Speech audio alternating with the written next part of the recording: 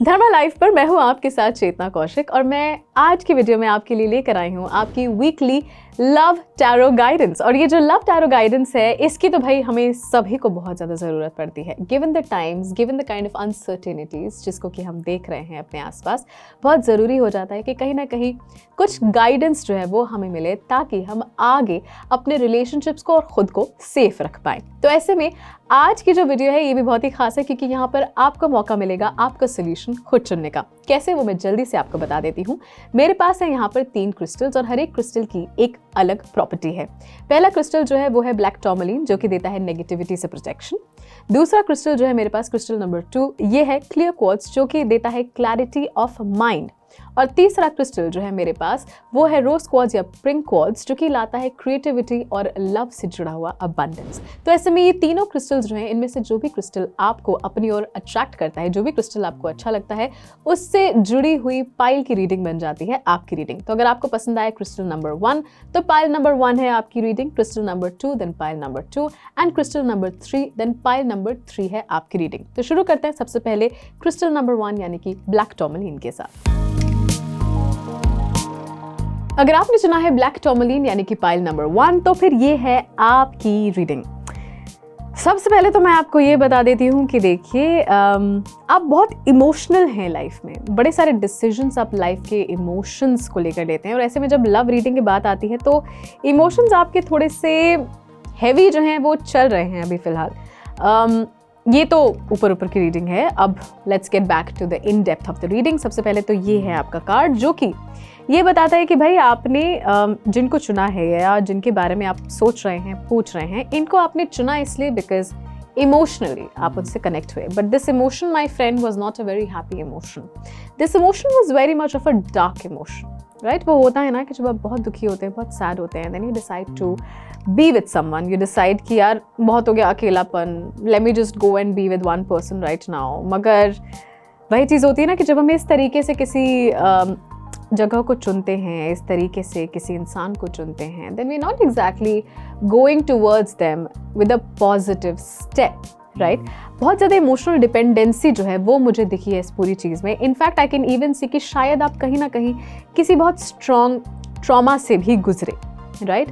और उसके साथ ही together you guys had a decent time, together you guys decided to be together. लेकिन अब जब आगे बढ़ने की बात आ रही है तो दिमाग में बड़े सारे सवाल आ रहे हैं और वो सवाल आने लाजमी है। वो सवाल आने इसलिए लाजमी है बिकॉज कहीं ना कहीं एक कमिटमेंट फोबिया जो है वो शुरू हो गया है। कहीं ना कहीं चीज़ें जो हैं वो थोड़ी सी एंड तक ना थोड़ी सी धूमिल होती जा रही हैं। कहीं ना कहीं ऐसा होता जा रहा है कि परेशानियां जो हैं वो बढ़ती जा रही हैं। और जब ये परेशानियां इस तरीके से बढ़ रही हैं तो इसका मतलब ये है कि या तो आप या वो दोनों में से एक कोई जो है वो कमिटमेंट जो है उसको नहीं करना चाहता है। और अब इसके आगे का क्या होने वाला है? वेल माय फ्रेंड, इसके आगे का मैं आपको यही कह सकती हूँ कि when the other person is not in the mood to actually get committed to you, why to stay in that kind of a ship. बहुत सिंपली ये बोला जा रहा है कि अगर आप किसी भी तरीके के डिलेमा में हैं, अगर आप किसी भी तरीके की परेशानी में हैं यहाँ पर, तो फिर आपको ये चॉइस दी जाएगी कि आप इस वक्त आगे बढ़ जाएं। In fact take this guidance as a sign कि अगर आपको रेड फ्लैग्स दिख रहे हैं, किसी भी तरीके की परेशानी दिख रही है और खासकर कमिटमेंट फोबिया कहीं ना कहीं दिख रहा है, तो फिर इट इज़ टाइम कि आप आगे बढ़ जाएं। हाँ, थोड़ी सी तकलीफ ज़रूर होगी, हाँ थोड़ी सी परेशानी ज़रूर होगी, मगर उस परेशानी के आगे आप बढ़ जाएंगे। और ये चीज़ बहुत ज़रूरी है कि आप यहाँ से आगे बढ़ें, क्योंकि एक बार आप आगे बढ़ गए ना, इस पर्टिकुलर फेज से आप निकल गए, चाहे साथ में निकले या अकेले निकले, आपके लिए आने वाला समय बहुत सारी अच्छी चीज़ें लेकर आएगा। तो अगर आपने चुना था पाइल नंबर 1 तो ये थी आपकी रीडिंग। अब चलते हैं पाइल नंबर 2 की तरफ। अगर आपने चुना है क्रिस्टल नंबर 2 यानी कि क्लियर क्वार्ट्ज तो ये है आपकी रीडिंग। और ऊपर से सबसे पहले तो मैं आपको ये बताना चाहूँगी कि भाई हर बार एक मंजिल के बाद दूसरी मंजिल आए ऐसा ज़रूरी नहीं है। You need to be concentrated and satisfied where you are, बहुत ज़रूरी है आपके लिए। तो माय फ्रेंड, आप बड़े डिस्ट्रैक्ट से हो जाते हैं बहुत ही जल्दी, तो ऐसे में आपको सबसे पहला सजेशन मेरा यही है कि ज़्यादा डिस्ट्रैक्ट ना हो।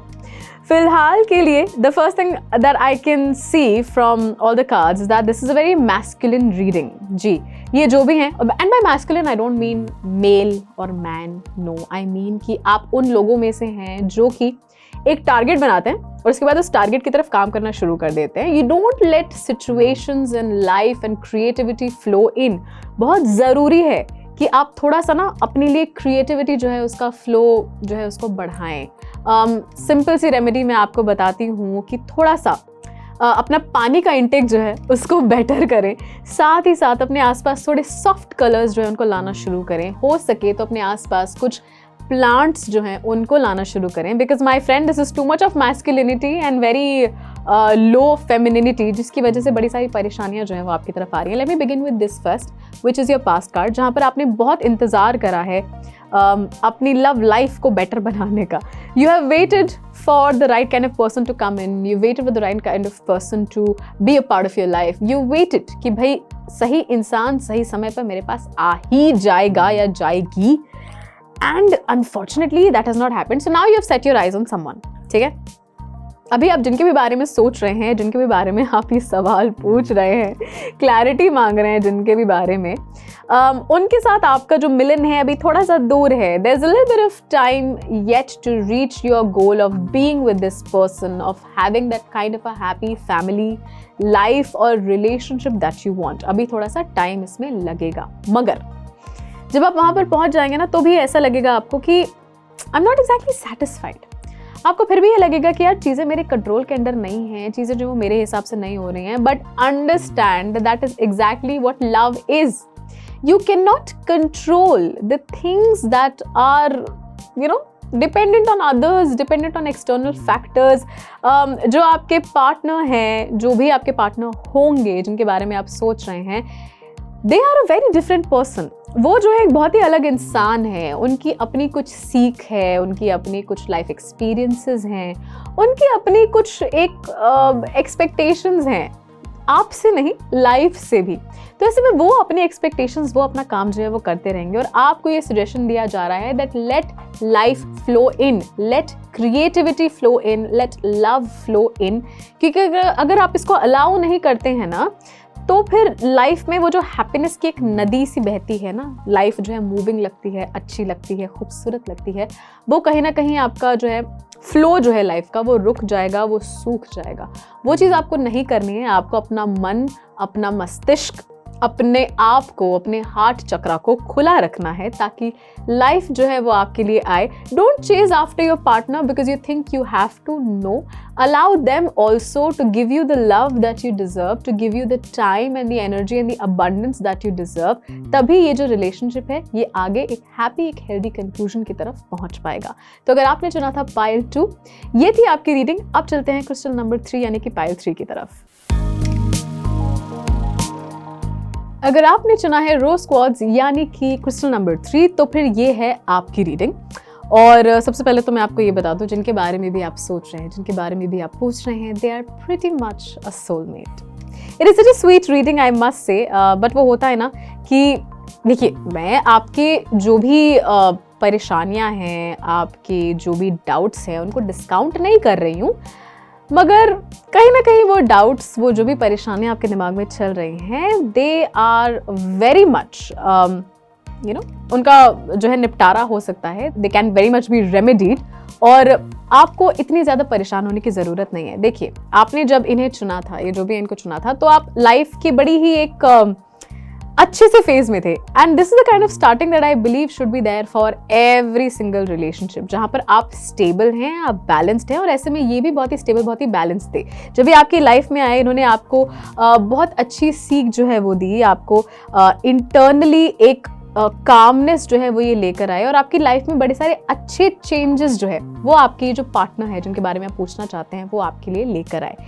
अब क्या हो रहा है ना कि अब थोड़ी सी परेशानियां जो है वो आ रही हैं। मे बी ये परेशानियां जो हैं ये कुछ क्लोज फ्रेंड्स की वजह से आ रही हैं या फिर कुछ रिलेटिव्स हैं, मे बी उनकी वजह से आ रही है, बिकॉज बात जो है वो थोड़ी आगे बढ़ रही है in the relationship. And as you getting more serious, you getting to know more people from their circle, you getting to know more you know personalities that are around them.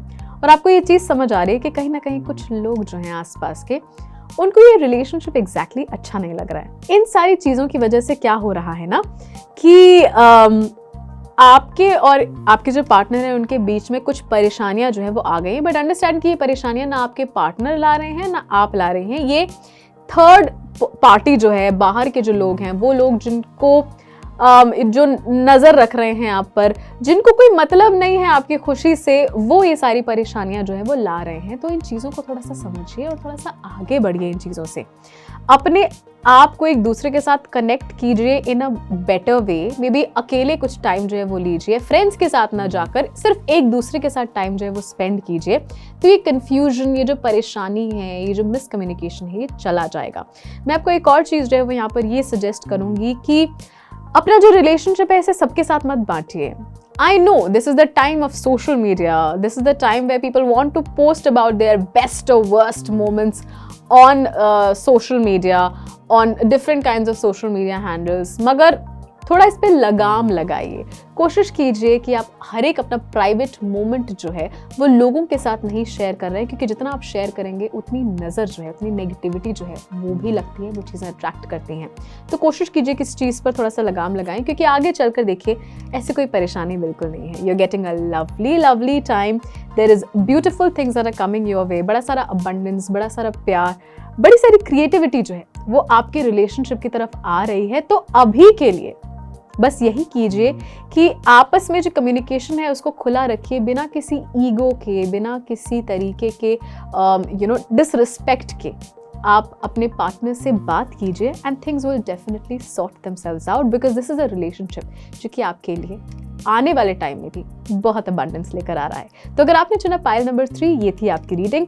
With that आपकी कौन सी pile number थी मुझे नीचे comment section में लिखकर जरूर बताइए। कैसी लगी आपको ये रीडिंग, ये भी मुझे जरूर बताइएगा। और ऐसे ही और टैरो गाइडेंस के लिए देखते रहिए धर्मा लाइफ।